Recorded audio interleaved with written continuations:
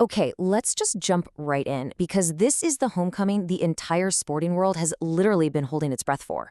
Zinedine Zidane has officially returned to manage the French national team.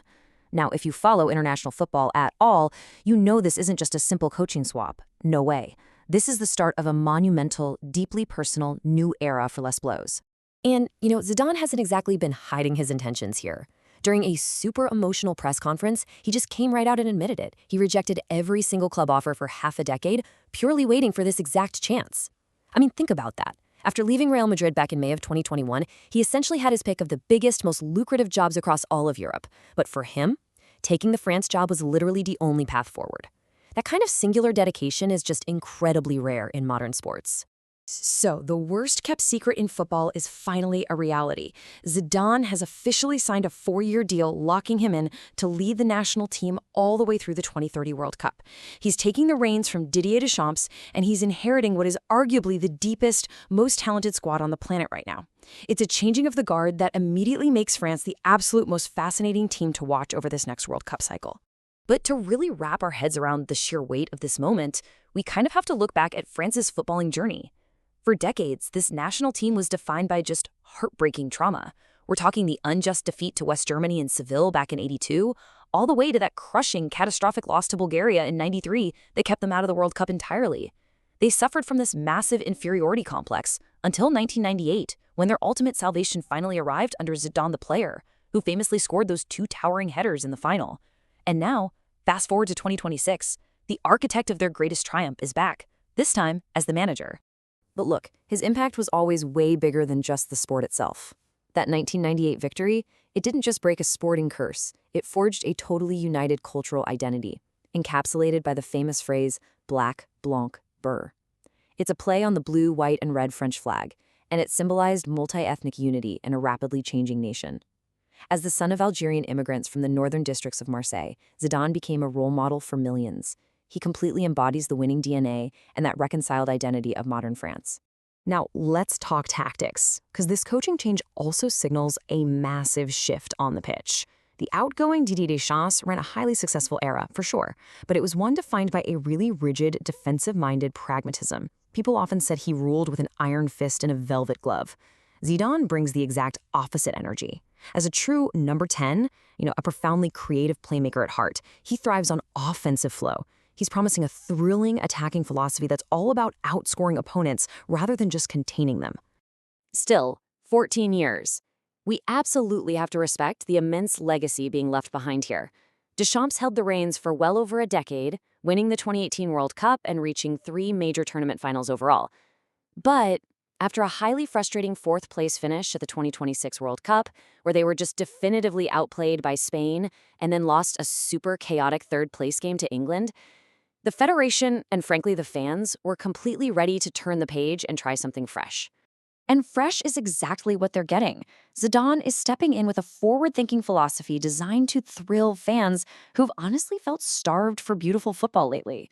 He made his intentions crystal clear, just stating frankly, I was a number 10, I like goals, I'm motivated by the game, by going on the attack. Hearing a manager who won 3 consecutive Champions League titles promise expansive attacking football with this specific French roster, that is an incredibly exciting prospect for any football purist. And to actually pull this vision off, he's put together a truly star-studded coaching staff. He's bringing his longtime tactical assistants David Batoni and Hamidou Masadi with him, along with renowned fitness coach Gregory Dupont. But the absolute masterstroke here? He's bringing in his former 1998 World Cup winning teammates Fabien Barthez and Bernard Diomed.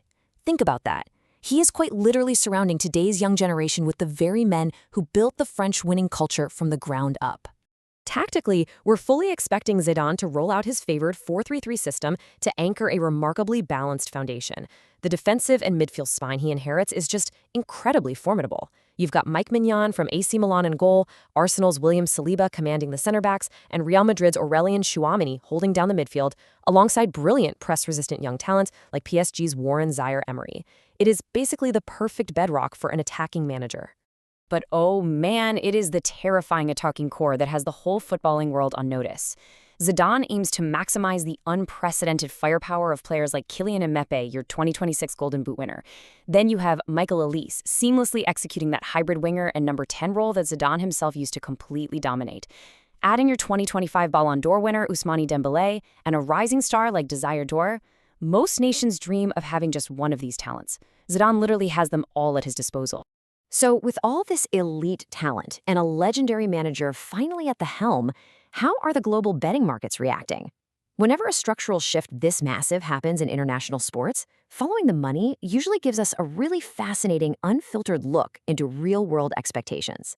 And unsurprisingly, those expectations are absolutely skyrocketing right now.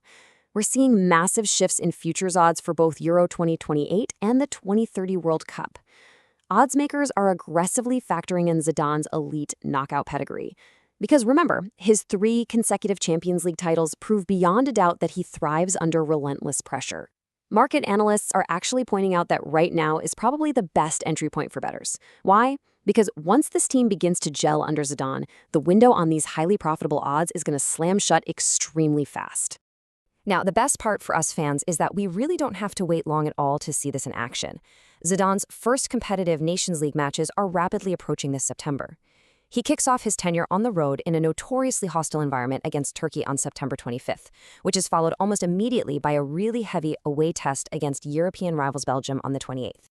But you need to circle October 2nd on your calendars immediately, because his home debut carries heavy, almost cinematic historical significance.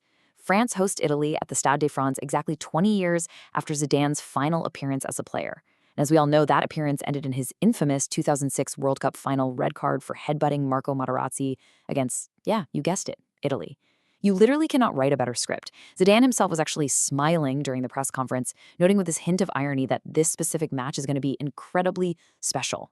Ultimately, though, the success of this whole new era is going to come down to the dynamic between Zidane and his captain Kylian Mbappé. Zidane is already singing his praises, saying he is a player that wears the France shirt well. It's beautiful, it's strong. And remember, Real Madrid desperately chased Mbappé for years while Zidane was managing there, and they just barely missed each other.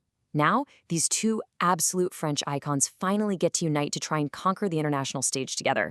Which leaves us with one final, massive question to ponder. Can Zizou's attacking brilliance actually elevate this golden generation to undisputed international supremacy by 2030? Or will the harsh pragmatic realities and the extremely limited training time of tournament football eventually force him to compromise that grand vision? Is Zidane going to change the landscape of international football, or is he going to have to adapt to it? It is going to be a completely fascinating storyline to watch unfold over the next 4 years. Thanks so much for joining me on this explainer, and I'll catch you next time.